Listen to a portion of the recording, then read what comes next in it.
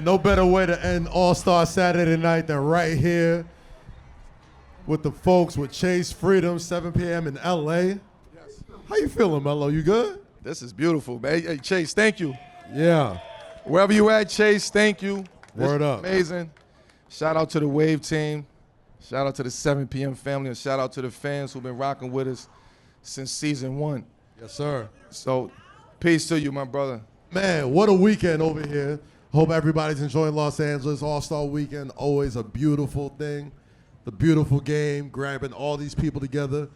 But when we were putting together 7 p.m. in LA, we were thinking about our guests, and I feel like our guest tonight could have been no better person that we want to sit in this chair. It's usually a couch, watch us on YouTube, but to sitting on this chair, it's the one person that we've wanted to talk to for a long time, and timing couldn't work out any better. So Melo, yes, please do the honors, my brother. I will. This is new to me, reading off these cards too, by the way. So this is something new for 7 p.m. But I'm gonna give my brother a proper introduction, an introduction that he really needs and deserves. Our guest coming to the stage, it's one of the greatest point guards to ever touch a basketball. From Winston-Salem to the league, he mastered a position built on control, timing, and leadership. Floor general in the truest sense, a competitor who never let the game speed him up, and one of the last true point guards we will ever see. Point guard. Point guards that we will ever see. Future Forest Valley Hall of Famer, my brother Chris Paul. Welcome to 7 p.m. in LA. Yeah.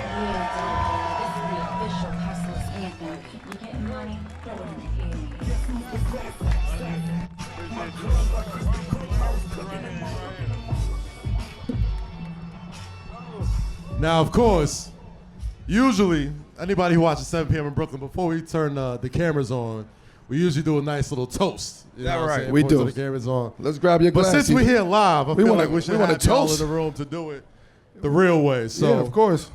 Melo, we got please. good glasses too.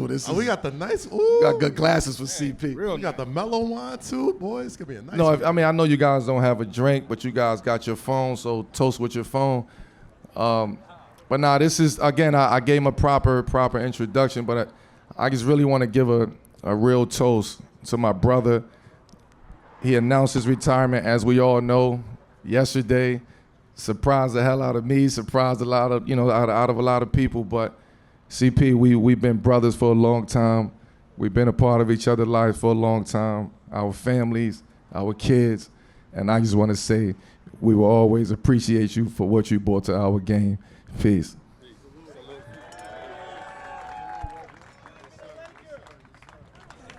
That's over. It's over. I was for about 20 minutes. It's over. That's over, man. The man just retired, man. I was Lakers about like I was a rapper. Take it, Cass. Go ahead, because we gonna get into conversation today. Of course, man. I mean, obviously, first off, I gotta ask. We're just over 48 hours since he officially retired from the NBA. So, just the easy question off top is, how does it feel? How does it feel, first off? I don't know, probably a little lighter. Still letting it process. All-Star Weekend is so busy. I've been ripping and running all day, today, yesterday. Hell, I ain't even really seen my kids. You know what I mean? Seriously, All-Star be busy like that.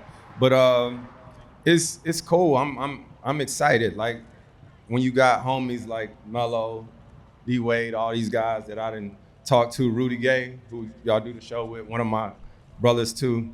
I've seen guys go through the process, and everybody's never really ready. I don't care how much business you got set up, because there's nothing like hooping when we've been doing it for so long, but I'm as ready as I can be. We have a segment called 7 p.m. Moment. It's where we talk about your turning point.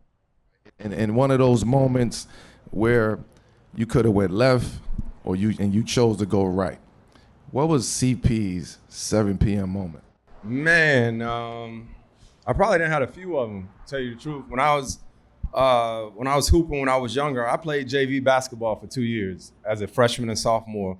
And so my parents had started an AAU program back home that my brother played in and I played in.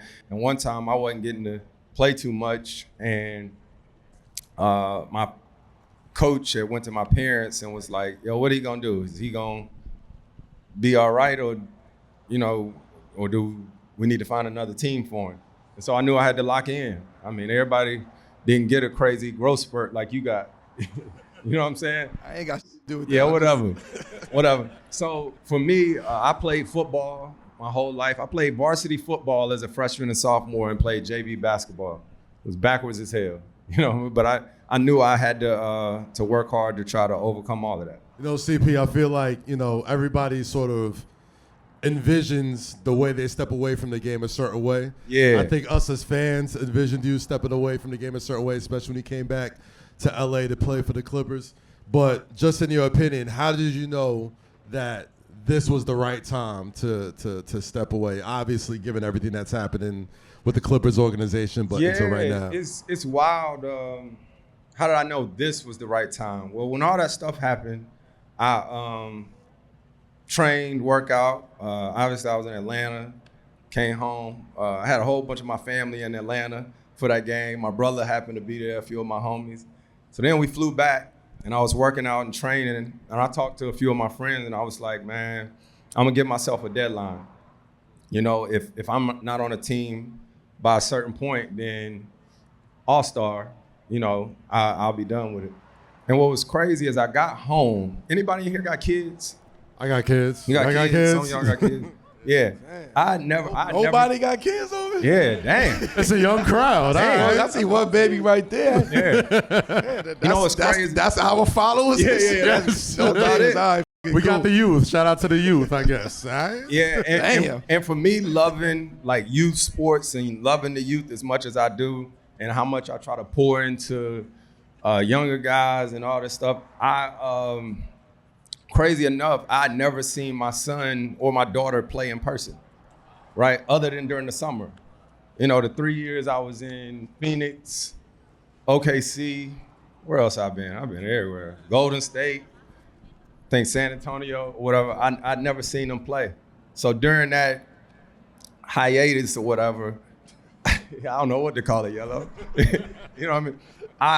Go home. Yeah, go home, basically. That was crazy. We'll talk about that. But This is the time to talk about it. Listen, I mean, I think that's the other thing too, man. Yeah. I want to make just- light of this.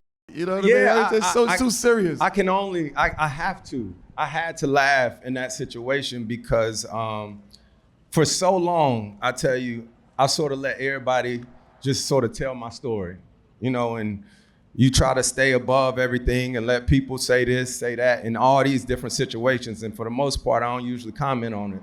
You know what I mean? But at a certain point, you can't let people play in your face. They can't play with your name, and don't disrespect that. So I wasn't cool about none of it.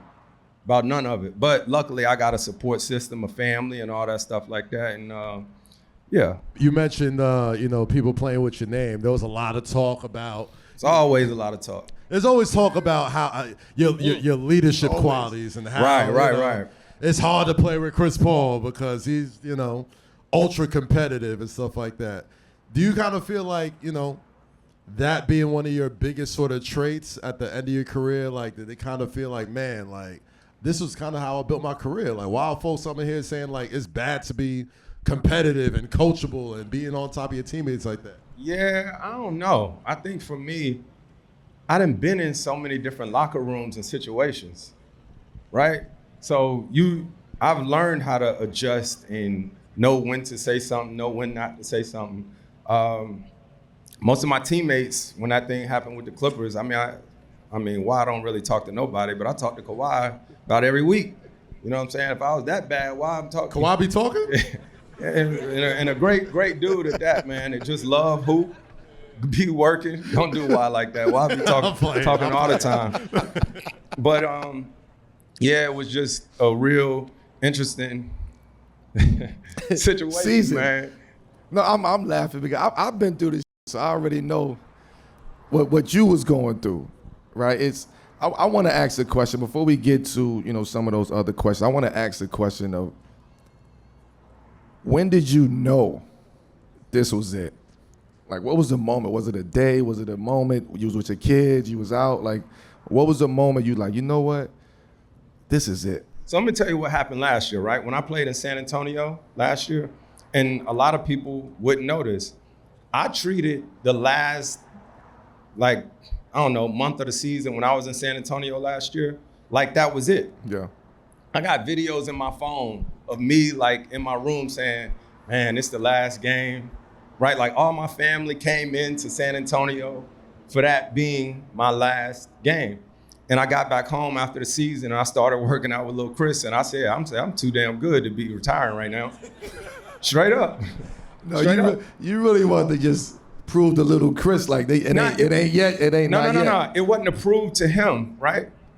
I had played the last 6 years without my kids consistently coming to see me play, right? And knowing T. Lou the way that I do, I know him. Yeah, we know. I know you. Yeah, we know. I know you, right? I talk to him on the regular, all the time. So even after last season, I hit T. Lou, you know what I'm saying? Like, I love to finish my career here. L. Frank, I hit him, said the same thing. I had talk after talk with them. See, man, you tripping. I had all these I had all these conversations with them like, during Peach Jam and all that stuff. I know. You know, so you can share what you want to share with the people, but I know. Yeah. So with that dialogue and all that, I mean, early in the season, Lawrence Frank sent me an article about how great my leadership was. And then what happened? Yeah, an article I'd never seen. He texted it to me saying, man, this is great leadership right here, right? And you tripping up here, Melo. Yeah. No. I can just imagine the note. So it was just interesting situation because I was extremely grateful. You saw I was emotional when I went back and I returned because first of all the love that the fans showed. But the thing that made me emotional, I knew it was going to be my last year, and I was getting to play in front of my family, right? And that's what it was all about. This, like, I want to make this your day. Like, this is CP Day. We give flowers on 7 p.m. You know what I mean? That's we don't do the clickbait. We don't do none of that. Like, we want to give flowers to our living legends right now. And y'all can clap for that. You can clap for that.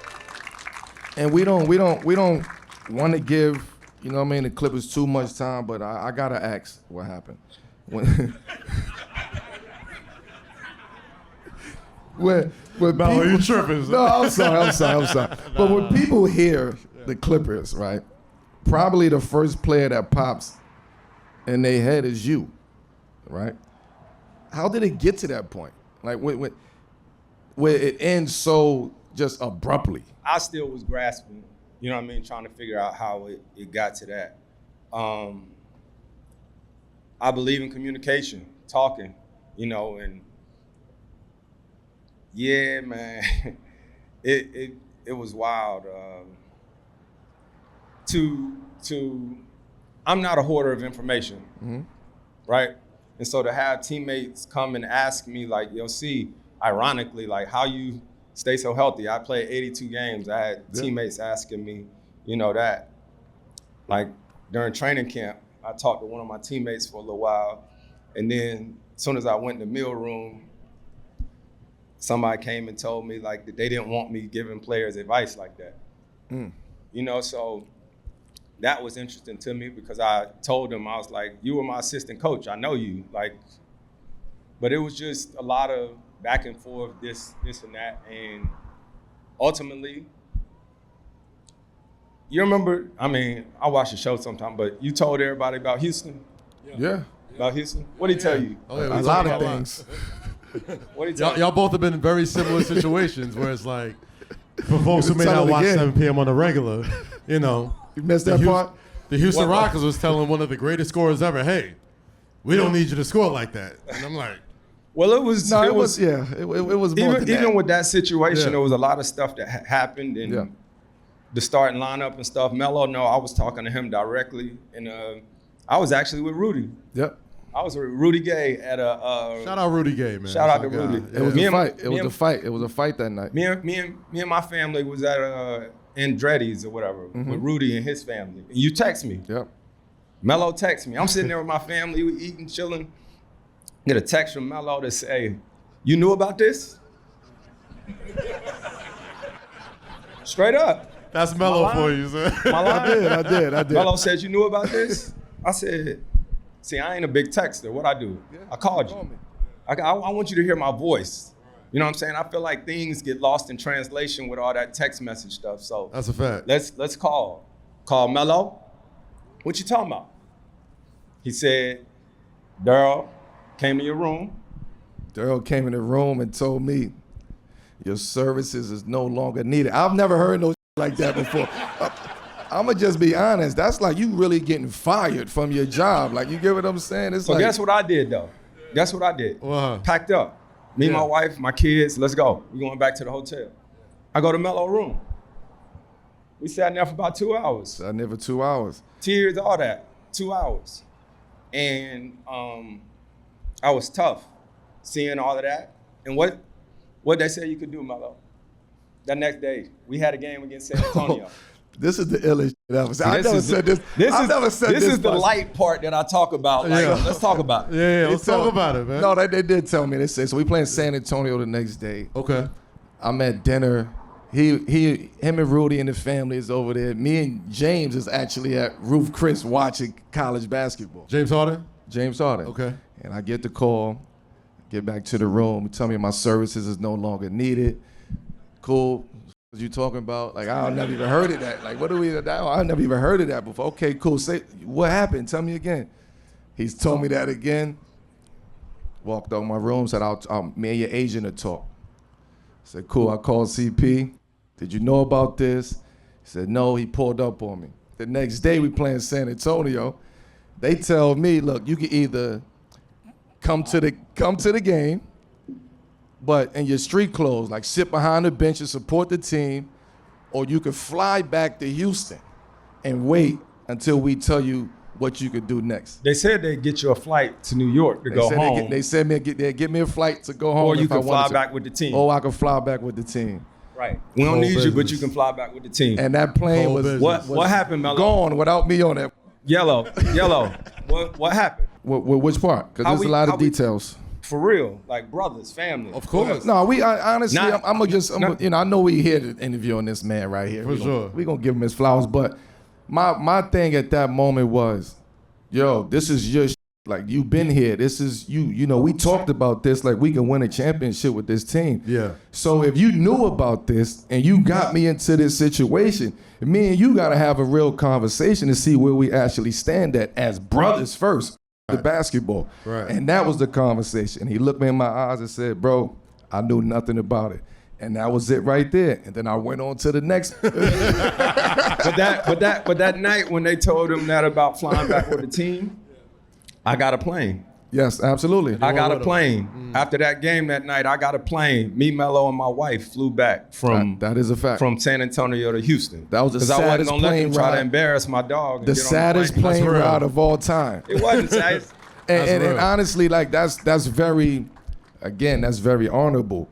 You get what I'm saying? Because some people or some guys in that situation, in his situation, that have to lead a team, and like this happens all the time, and they gotta keep on going, right? You can look back, but you gotta keep on going. So for him to bring his family and get the plane, and we get on that plane together, and we have real brother conversation. You know, it was confusing. Nobody knew what the was going on. So for us to have that moment during that time, I gave him that moment recently when he called me and said, You got to return the favor. I got to return the favor. So to me, that's how law works. Let me tell you something, man. Just as a fan on the outside, I feel like y'all two specifically have raised a lot of us as basketball fans. You know what I mean? Like, if you somebody who watch them play the game the way they've done it, honorably, and as a way of brotherhood, I just want to say, just as a fan watching y'all, it's been an honor to see y'all continue to not just play the game at a level that you did, but at the same time show that it don't got to be cutthroat. It don't got to be like some wild shit.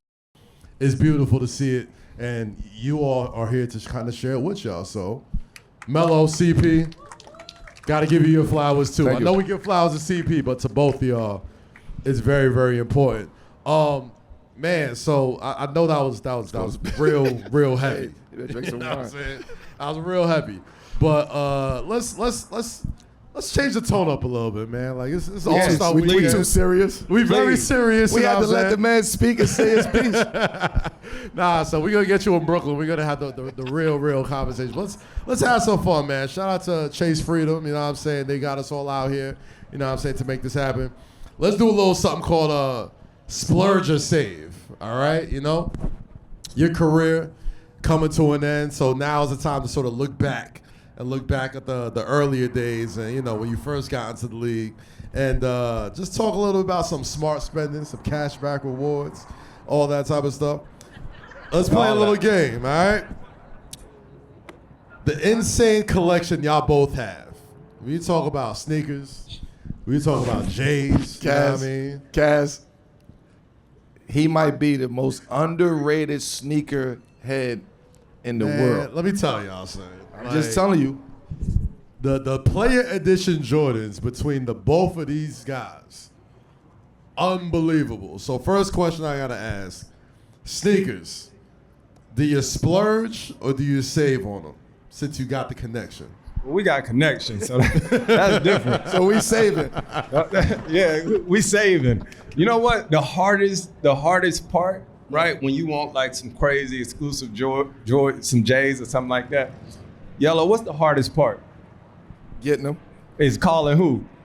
MJ. 2-3. Calling MJ. Calling MJ. What are those conversations like when you gotta call 2-3 up and be like, yo, can I Man. go? What's that?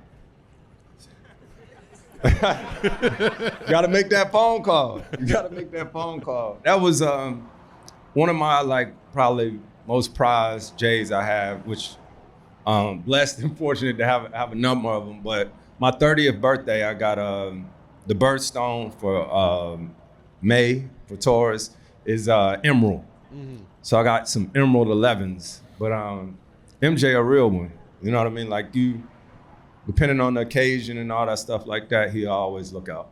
Just a quick little follow-up. I feel like every MJ conversation always feels kind of mythical. What are the MJ conversations like when you're like, yo, trying to get this PE, trying to get this special edition one? Like, what does this sound like? It used to be different back in the day too. It was A lot different. It was a lot different. Different how? Just like, They was just making J's all the time like that. Man, when I first came in, I used to play in anything. I played in the fives. yeah. I had some New Orleans Hornet colorway fives, and I'll never forget. I was playing in Seattle. Yeah, that's how old we are. I was Seattle. Supersonics. Jeez. I was Seattle coming back, by I the was way. playing in Key Seattle. Arena. God damn. And I jumped in the air to make a pass. And remember dude that had the dreads, Jello Ball? You remember him?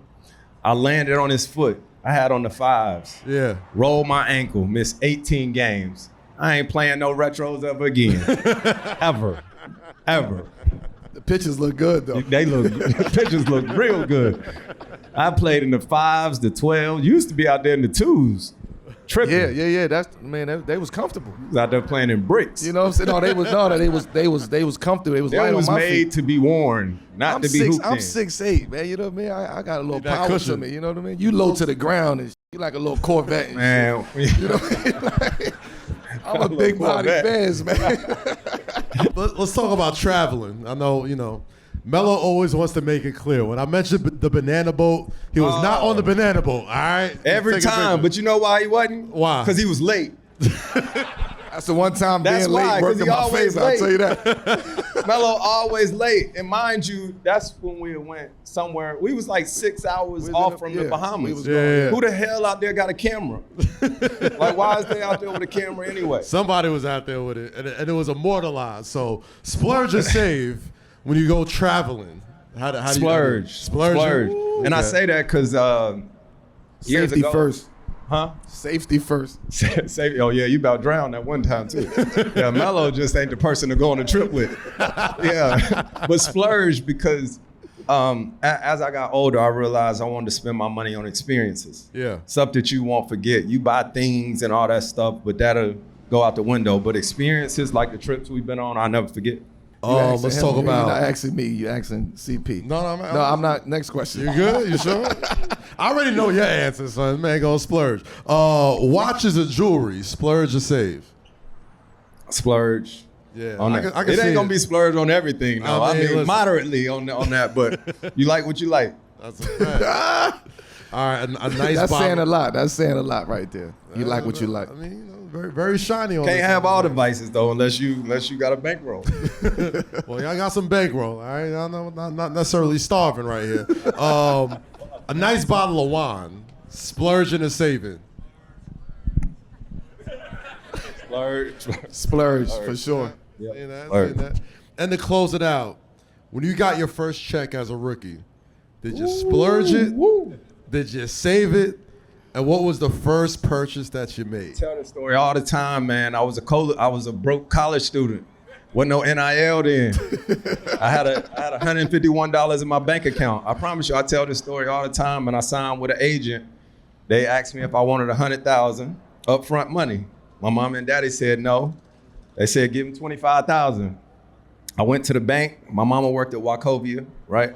Wachovia, whatever, how you want to. You said watch over you. My mom. It's a Wachovia, not a watch over you. Yeah. My mama worked there for 28 years. So the first thing I did is I just wanted to see what the statement looked like. I went and put my card in. That thing said 25,151. Oh. It was up from there. I took my wife, who was my girlfriend, there. We went to the mall with Jay Gray. Yep. With Jay Gray, Shout his out to Jay. high school roommate and and his teammate. girl. We went to this store called Style Setters, and I said, go on, get y'all something. Go on, get you something. Then we went to TGI Fridays. Yeah. So hold on, but you splurged at TJ on Friday. TGI Fridays. You spent you said go ahead and get you something with the 25 or the 151. All of it was the same at that point, saying, Yellow. like, I'm just asking at that point. Yellow, all of it was the same at that point. Okay. Going Style 151 on Setters. TJ on The Fridays will take you 151 is, far. you know. Run it up in there. Then we went to TGI Fridays, right? And y'all know, any of y'all, like usually when you go eat, it's like a little double date, right? Yeah. It would be bring us our check. Y'all get y'all check, right? Usually. Petty, you petty. No. Once I got that money, it's been one check ever since. You know good and well when you go to eat somewhere, Nobody- everybody start yeah, ain't looking nobody at paying. everybody start Yeah. looking like who gonna get the bill. Yeah. You like, man, bring Yeah. that. I got it. Are you trying to split this? Oh, man. And listen, first off, before we continue, Chase Freedom is all about smart spending and cash out Shout out to rewards. Chase. Yeah, In shout out to connection with Chase. Where the Freedom. check at, Chase? Shout out Chase, yo.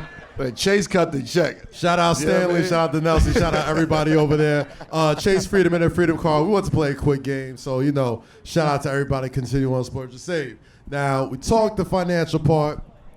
Let's talk a little bit about basketball, right? We got a game that we usually play when we have some NBA players on our show, 7 p.m. in Brooklyn, called Run the Ones. All right, and Run the Ones is sort of like a fantasy matchup with some great players, specifically for your position, being the point guard yourself. I'd love to hear some hypothetical 1v1 matchups. And Chris Paul, being somebody who's played against them, guarded them, all that type of stuff, I'd love to know what you would think and who would win in some of these games. So first off, You heard what he said? what's up?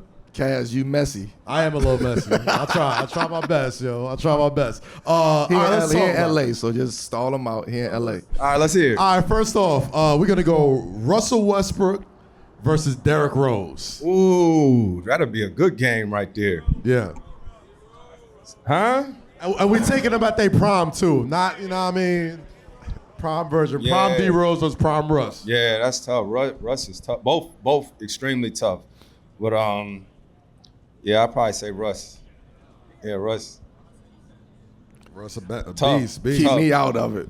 No, you ain't about to No, throw it in there? what's crazy Keep is, me out of man, D Rose is so good. Both of them so good. And what's crazy even for me is that over the course of D Rose's career, with my crazy injuries and the crazy injuries he had, we actually didn't play against each other that many times. Really? Yeah. That's true. So That's true. honestly, even later in our career, when I would get a chance to play against him and I was healthy and he was healthy, after the game, it'd be dope. It'd be much Yeah. respect because you don't realize how freak injuries happen and you not getting a chance to play against guys. I was in the West my whole career. He was in the East his whole career.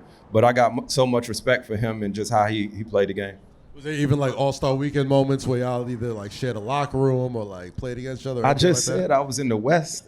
How am I be in the locker room with him? That's Kaz for you. He was in the East. We was never in the same All-Star I locker just room. told you, stole my man. Oh, my bad. You see how they do me on this show, man? It's happening. Oh yeah, but you're probably thinking about the All-Star game format now. Yeah. No, that's new stuff. It's a little different. It's a little different now. Two of my favorite point guards. This is gonna be very interesting. Kyrie Irving versus Allen Iverson. Ooh, wee. Who runs the Listen, ones? man. Kai is an absolute problem.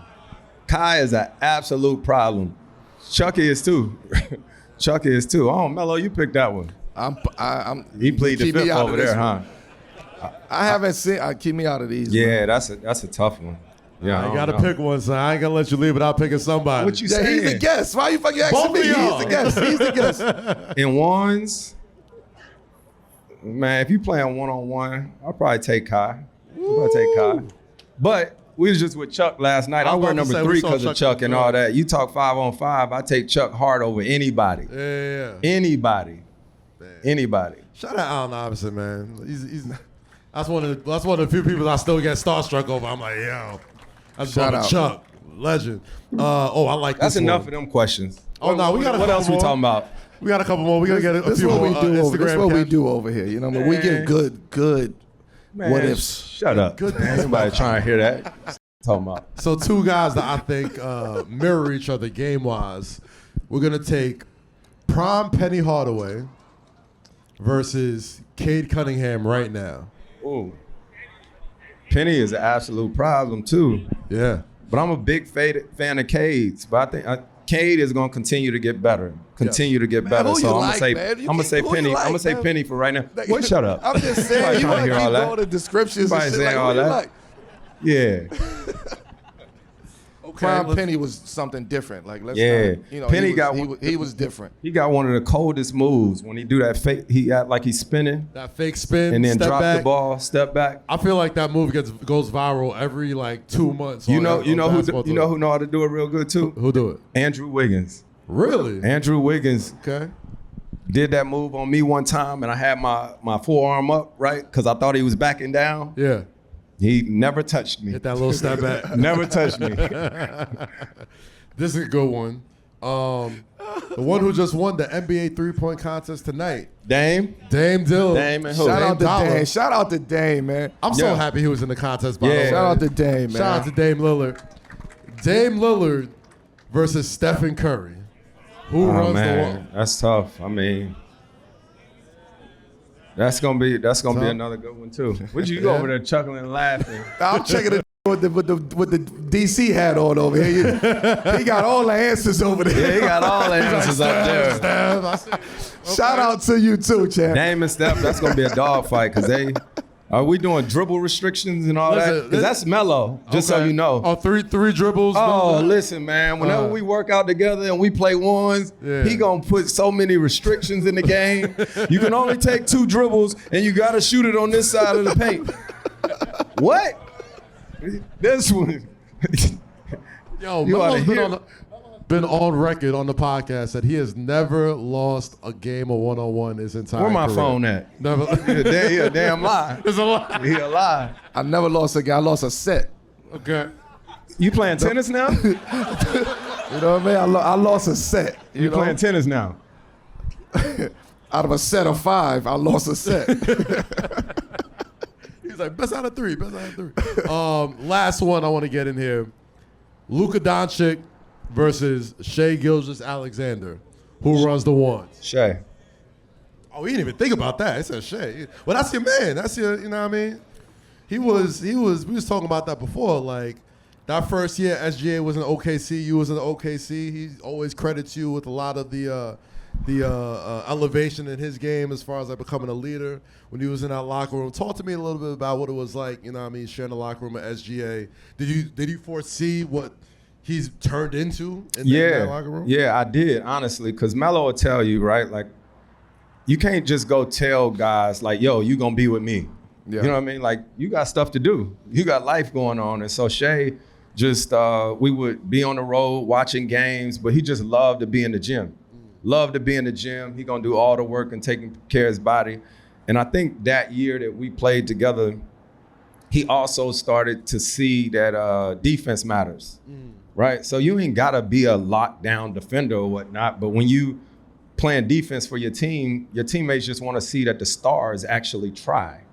Actually try on defense. Like Golden State, they've been nice for years or whatnot. But like when I was in Houston, Steph wasn't the greatest defender then. Now Steph, he D up. You know what I mean? He plays really good defense and all that stuff. So I got a lot of respect for Steph, Shea, and all these guys who at least try on the defensive end because that's part of it and that's what your teammates want to see. So OKC, obviously everybody, Shea is gonna get 30 just about every night. But I think the way that he defends now is why that team made a big jump. He's so good. He's at the point where if he gets less than 30, it's like, damn, what's wrong with Shea? Right. That's a bad game for him at this point. CP, you're the point guard, man. Like for the past 20 years, you have been the prototypical template for how to be a floor general, a real floor general in this league. So let's build the perfect point guard. You know what I mean? With your sort of expertise. I always wanted to know this too. Let's line this up. Let's make the perfect point guard like Voltron real quick, all right? So I'm going to give you 6 categories. You tell me who's got the best of it, and we'll make him perfect, all right? Ball handling. Ball handling, I'll probably go Steph or Kyrie. Steph or Kyrie, okay. Court vision. Who's got the best court vision you've seen? Court vision. Court vision. Who see the court pretty good? What do you say? Oh, Jokic cold out there seeing you. Yeah, Jokic. Does he count? We'll put him in there. Oh, yeah, we're saying guards. We're saying point right? PGs. Point guards. PG. Right? Luka. You said Magic? We talking about now or we talking about? Yeah, we didn't play. Okay, I done played in three decades. Don't be afraid to play. I done played against. You're perfectly allowed to pick and I done yourself played too. against their parents. What about basketball IQ? Basketball IQ, that's me. Facts. Don't nobody watch more basketball. I just watch basketball all day, every day. It might be boring or whatever, but I love hoop. I watch it all the time. That's a fact. Pace and game control. Pace and game that's control. I take my damn self too. Come on, son. It's also, You know you can name yourself in all these categories, what I said. though, right? Like, Damn. that's why we here. You know, the next category, It's definitely CP. leadership. Man, everybody leading their own way, right? Everybody leading their own way. So it's different. It's different types of leadership, I think, and depending on what your team need. You know what I mean? Like you got some guys who are a little bit more quiet, like Dame or like Steph. Yeah. You know what I mean? That works for their team, like Steph, because they got Draymond and stuff. But Russ, myself, guys like that, just a little bit more passionate. We show wear our heart on our sleeve, and to each his own. What about defensive instincts?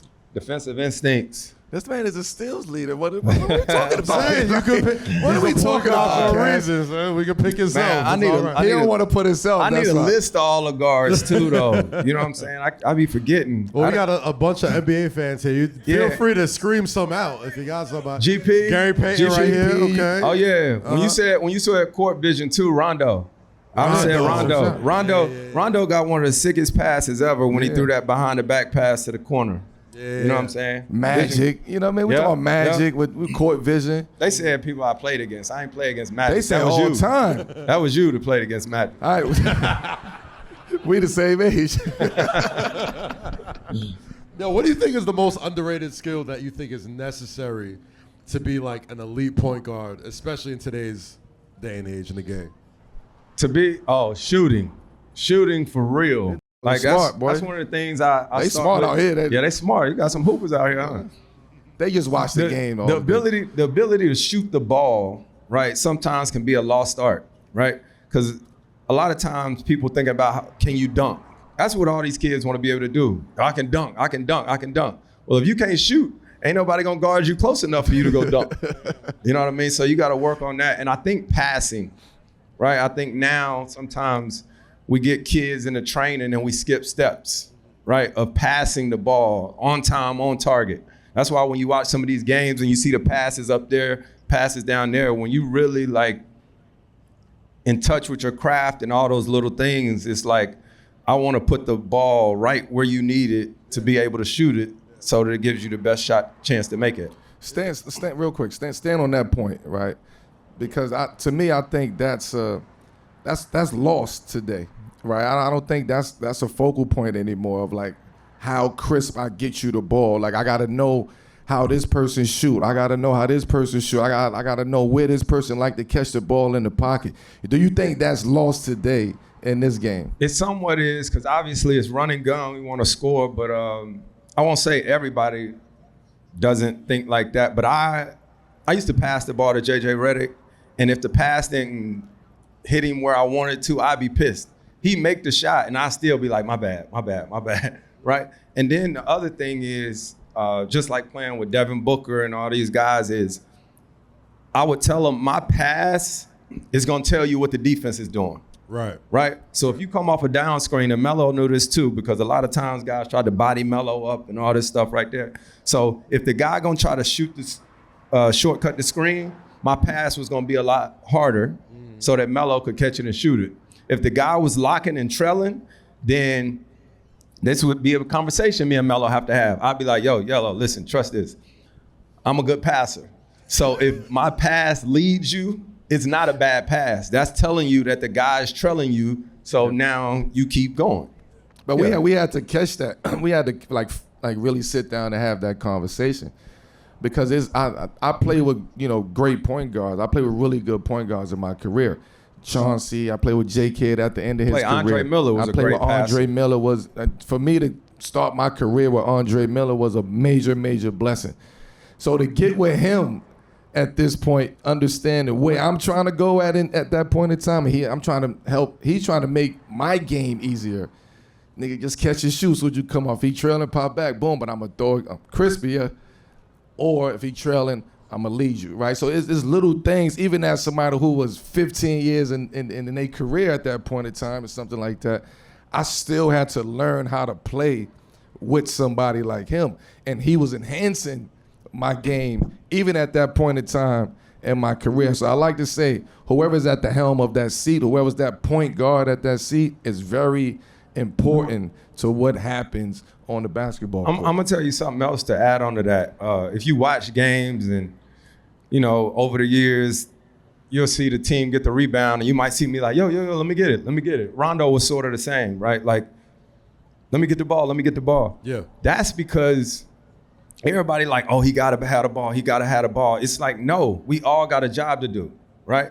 I know who I am. I'm not a finisher, right?